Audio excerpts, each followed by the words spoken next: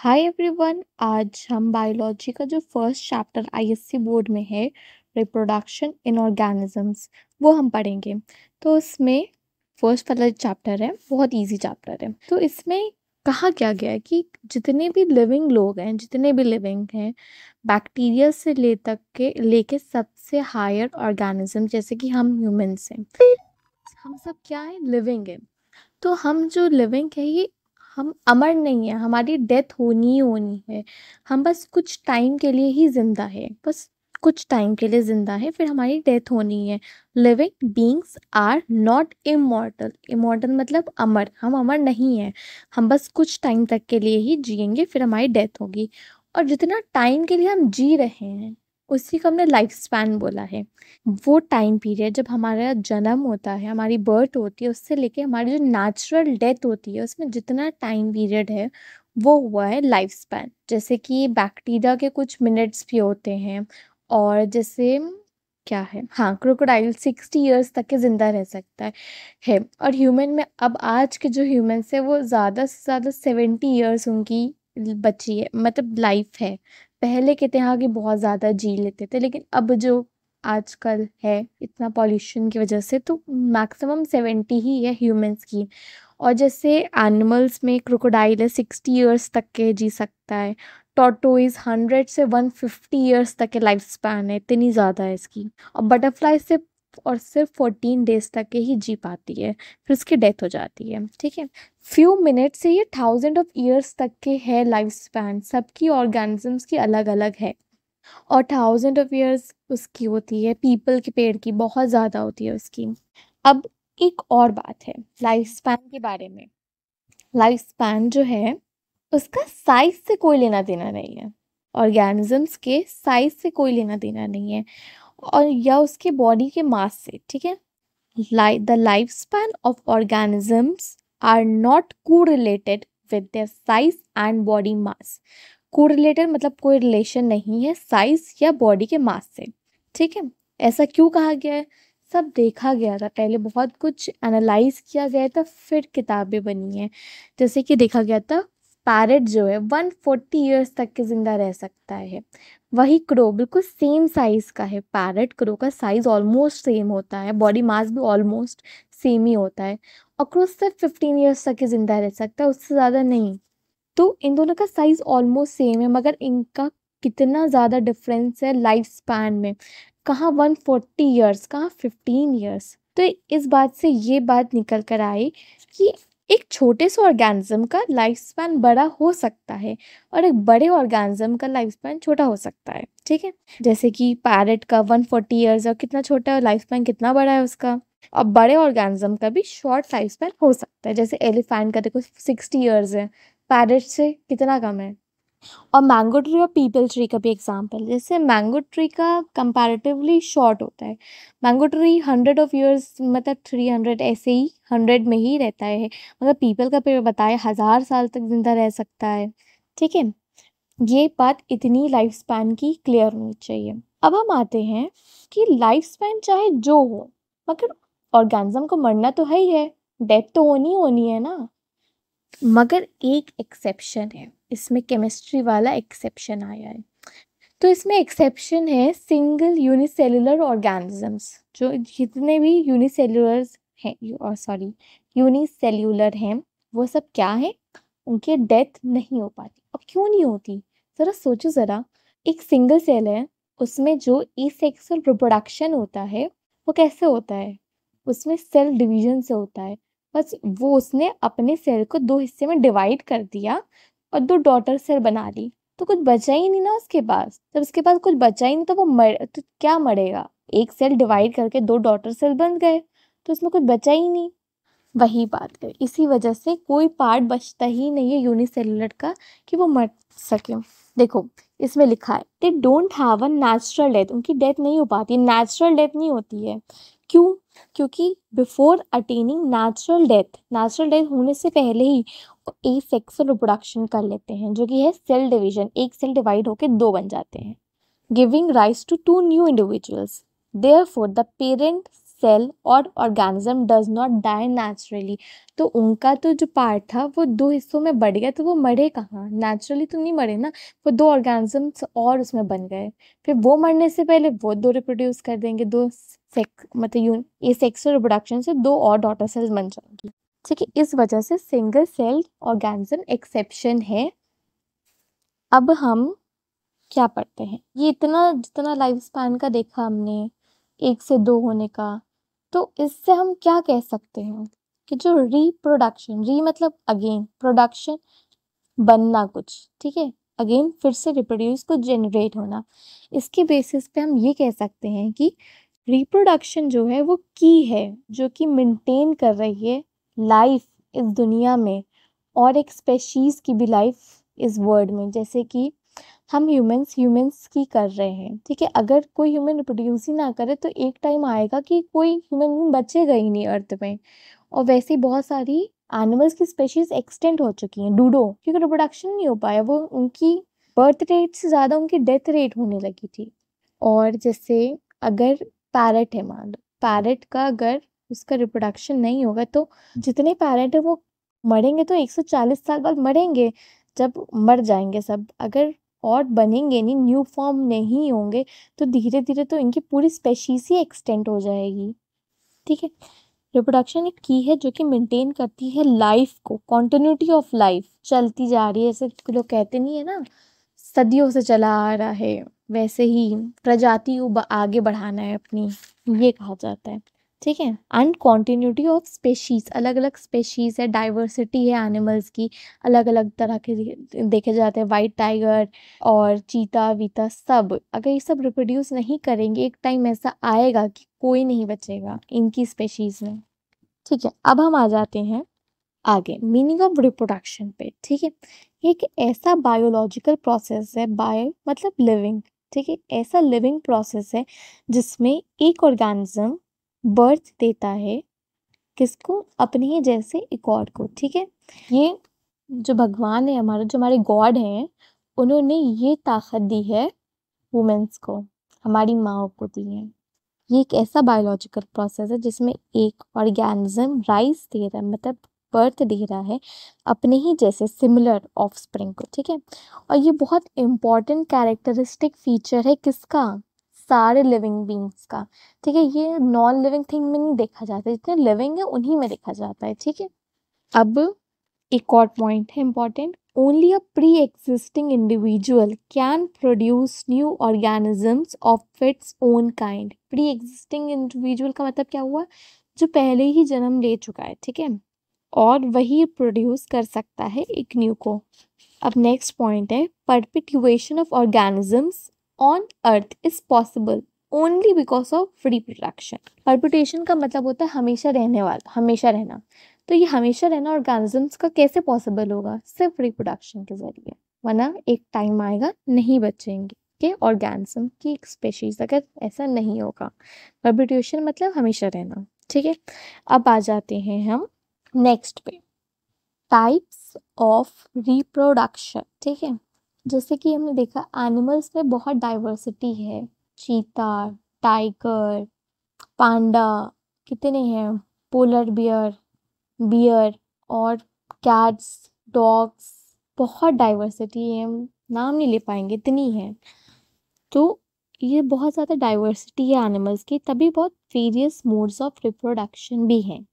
ठीक है, जो बहुत प्रिमिटिव है, यूनिसेल्यूलर है, उनमें बाइनरी फिजन होता है, और कुछ मल्टी सेल्यूलर जो है वो जो थोड़े अभी ज़्यादा डेवलप नहीं हुए हैं, मल्टी सेल्यूलर भी जो ज़्यादा डेवलप नहीं हुए हैं, जो प्रिमिटिव है उनमें देखी जाती है बडिंग, फ्रैगमेंटेशन।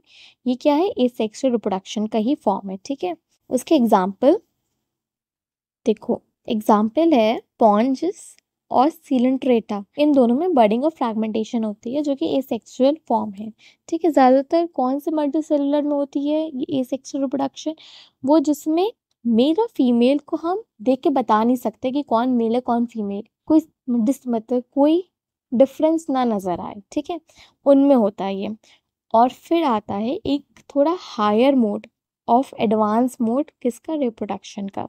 ठीक है, ये कॉम्प्लेक्स और ज़्यादातर हायर एनिमल्स में होता है, जैसे ह्यूमंस में होगा, जैसे मंकीज में होता है। ठीक है, और मेल एंड फीमेल अलग अलग सेपरेट होते हैं, मेल अलग होता है, फीमेल अलग होता है। ठीक है, ज़्यादातर यही देखा जाता है, और दोनों की कंट्रीब्यूशन बहुत ज़रूरी होती है। ठीक, ये नॉर्मल हो गया इंट्रोडक्शन। अब हम पढ़ते हैं ए सेक्सुअल रिप्रोडक्शन। ठीक है, इसमें क्या होता है, सिर्फ एक पेरेंट ही इन्वॉल्व होता है, ओनली वन पेरेंट से काम हो जाता है, क्योंकि सेल डिवीजन हो रहा होता है, और इसमें कोई सेक्स ऑर्गन्स नहीं इन्वॉल्व होते हैं, और ना ही कोई गैमीट का फॉर्मेशन हो रहा होता है। ठीक है, क्योंकि एक ही पेरेंट इन्वॉल्व है, ना ही मियोसिस होगी, ना ही गैमीट का फॉर्मेशन होगा, और क्रोमोसोम्स का जो नंबर है वो सेम ही रहता है, और फर्टिलाइजेशन नहीं होती है। अब हम आते हैं, और इनमें देखो जैसे एक ही पेरेंट इन्वॉल्व है, तो जो न्यू ऑफस्प्रिंग बनेगा, जो ऑर्गेनिज्म बनेगा, वो बिल्कुल सिमिलर होगा किसके, जिस पेरेंट के। ठीक है, बिल्कुल जेनेटिकली एंड मॉर्फोलॉजिकली सिमिलर होगा पेरेंट के, इसको हम क्लोन कहते हैं। ये बहुत इंपॉर्टेंट है, इसकी डेफिनेशन आ सकती है। ठीक है, इस चैप्टर से ज़्यादा नहीं आता, ये कुछ मेन पॉइंट्स, मगर ये बेसिक है। अगर आपको ये नहीं आता, आप आगे के चैप्टर्स नहीं पढ़ पाएंगे, बहुत मुश्किल हो जाएगा। सेकेंड चैप्टर, थर्ड चैप्टर में से बहुत क्वेश्चंस आते हैं, मगर ये बेस है। द न्यूली फॉर्म्ड ऑर्गेनिज्म, ये क्लोन के डेफिनेशन मतलब मॉर्फोलॉजिकल एंड सिमिलर होंगे बिल्कुल पेरेंट के, इसके डेफिनेशन याद कर लीजिए। और ये किस में पाए जाते हैं, लोअर ऑर्गेनिजम्स में और प्रिमिटिव एनिमल्स में। ठीक है, प्रोटोजोआ, स्पॉन्जेस, सिलेंट्रेटा, इन सब में एग्जाम्पल्स है, सब प्रोटोजोआ में देखे जाते हैं। और ये कैसा है, फास्ट है, जल्दी हो जाता है, कोई एक ही पेरेंट इन्वॉल्व है, ना ही मियोसिस हो रही, कुछ हो ही नहीं रहा, तो जल्दी हो जाएगा।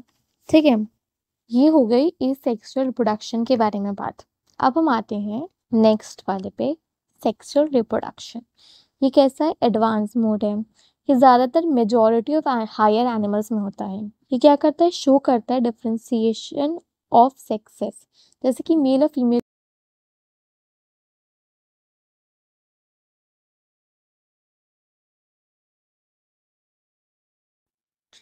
इसमें एक और दो पेरेंट्स यूज होते हैं, जैसे हम लोग के मम्मी पापा दो होते हैं, और कुछ लोअर मतलब एनिमल्स होते हैं जिसमें एक में ही दोनों सेक्सेस प्रेजेंट होते हैं, मेल भी और फीमेल भी। ठीक है, जैसे लीच एंड अर्थवॉर्म, इन दोनों में एक में ही प्रेजेंट होते हैं, यानी कि वे बायसेक्सुअल होते हैं, और इनको हर्माफ्रोडाइट कहते हैं। ये इंपॉर्टेंट है, हर्माफ्रोडाइट टर्म। ठीक है, इंपॉर्टेंट है, बायसेक्सुअल होता है इसका मतलब। Example, leech and earthworm. अब आते हैं हम नेक्स्ट पॉइंट पे, मगर ये इन दोनों में देखा गया है, मगर ज़्यादातर ऑर्गेनिजम्स जो होते हैं उनमें सेपरेट होते हैं, मेल एंड फीमेल। ठीक है, यूनिसेक्सुअल होते हैं, और गैमीट्स इनमें फॉर्म होता है, फर्टिलाइजेशन भी होता है, मियोसिस भी होती है, और क्रोमोसोम्स का नंबर हाफ हो जाता है। ठीक है, और इसमें जो ऑफस्प्रिंग होता है वो बिल्कुल एग्जैक्ट कॉपी नहीं होता है अपने पेरेंट की, इसलिए हम इसको हाइब्रिड बोलते हैं, हाइब्रिड बोलते हैं। ठीक है, और इनका एग्जाम्पल्स हैं फ्रॉम प्रोटोजोआ से मैमल्स। कुछ प्रोटोजोआ हैं इसमें, जैसे कि प्लाज्मोडियम है, और मोनोसिस्ट एंड ट्राइफानोसोमा। ठीक है, ये तीन एग्जाम्पल्स है प्रोटोजोआ के। अब यहाँ पे हमारा कंप्लीट हो गया है सेक्सुअल रिप्रोडक्शन। अब हम आते हैं नेक्स्ट पे, वो है मोड ऑफ एसेक्सुअल रिप्रोडक्शन। इसमें क्या है, ये सेल डिवीजन ही एक तरह का एसेक्सुअल रिप्रोडक्शन है, यूनिसेलुलर्स में और मल्टीसेलुलर प्रिमिटिव में। ठीक है, इनके ये एग्जाम्पल्स हैं, ये आप याद कर लिएगा। यूकैरियोट में, यूनिसेलुलर यूकैरियोट में ये बाइनरी फिजन देखी जाती है, बडिंग देखी जाती है, और मल्टीपल फिजन, ये बहुत इंपॉर्टेंट नहीं है, मल्टीपल फिजन ज़्यादा इंपॉर्टेंट नहीं है, बस थोड़ी बेसिक नॉलेज होनी चाहिए इसके बारे में कि होता क्या है, डेफिनेशन जैसे। अब हम आते हैं मल्टी सेल्यूलर यूकैरियोट में, जिसमें देखी जाती है एसेक्सुअल रिप्रोडक्शन।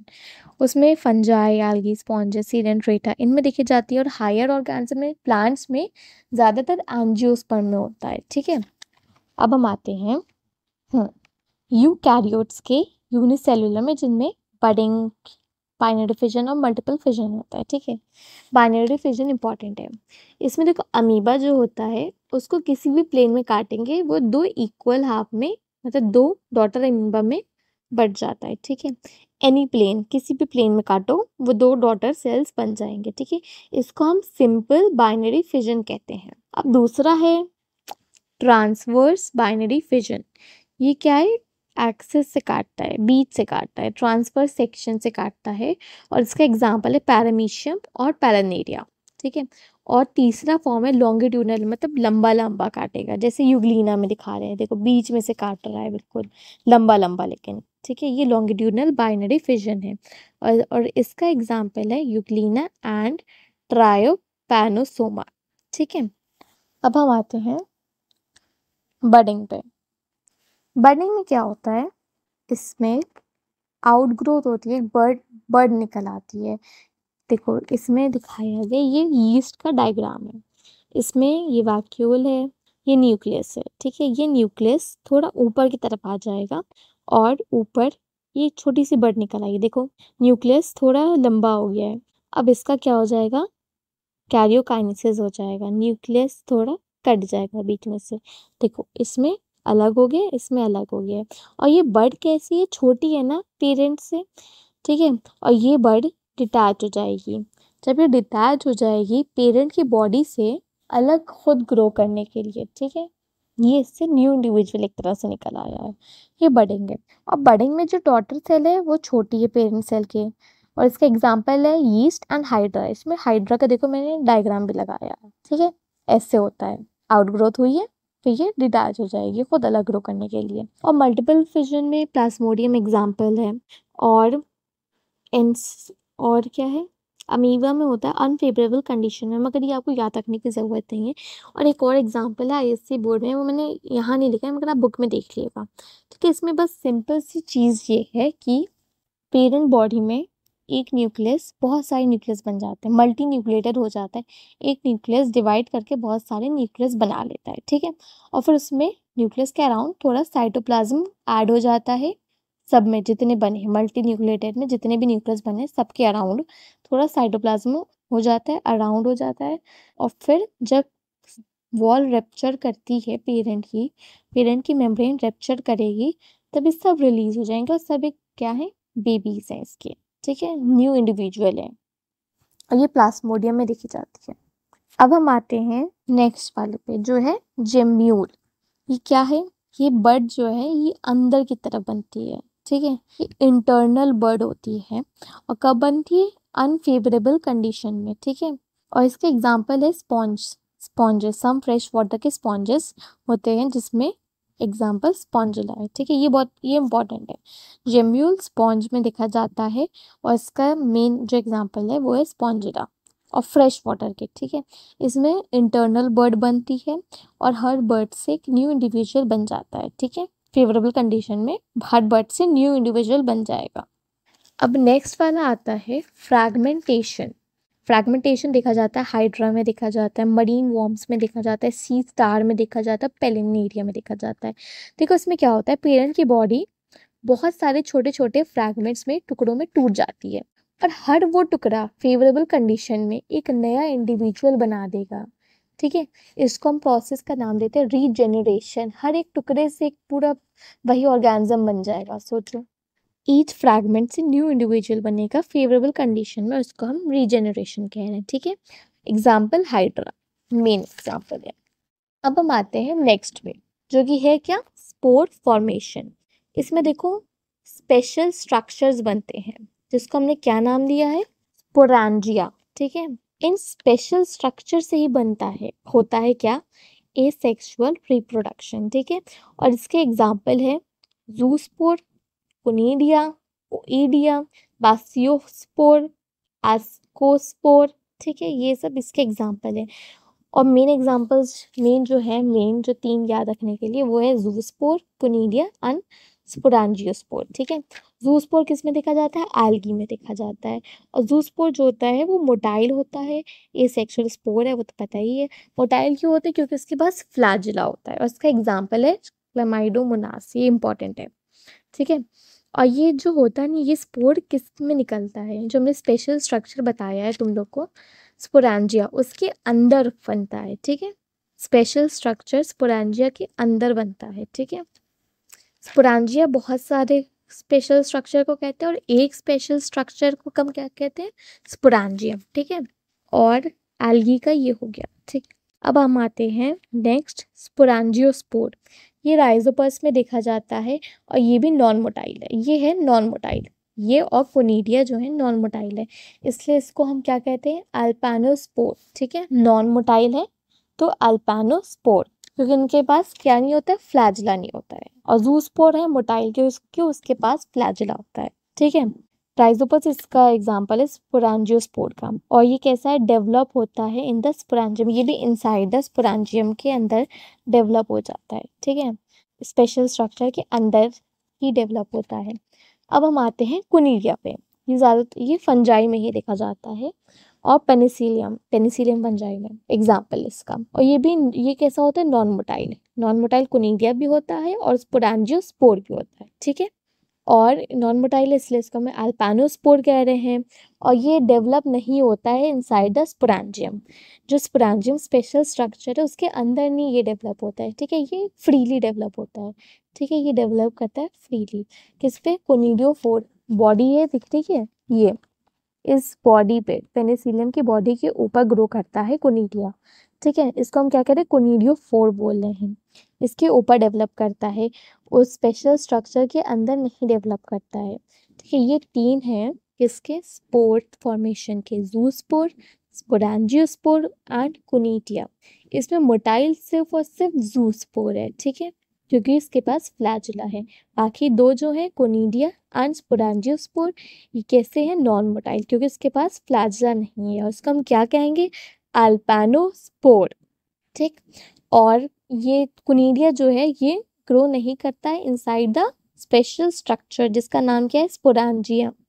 और जूस्पोर और स्पोरेंजियोस्पोर उसके अंदर डेवलप करता है, ठीक है। ये बात हो गई है यहाँ तक की। अब जो नेक्स्ट वाला लेक्चर होगा हमारा, उसमें हम पढ़ेंगे इसके वेजिटेटिव रिप्रोडक्शन वाला, वो बहुत इजी टॉपिक है, पार्थेनोजेनेसिस, और फिर सेक्सुअल रिप्रोडक्शन, ठीक है। फिर हमारा चैप्टर कंप्लीट हो जाएगा। ये बेसिकली आईएससी के लिए है, आईएससी, क्योंकि पूरा यूट्यूब पे देखो सिर्फ सीबीएसई भरा हुआ है, आईएससी का चैनल नहीं है, इसलिए स्टार्ट करा। Thank you for watching.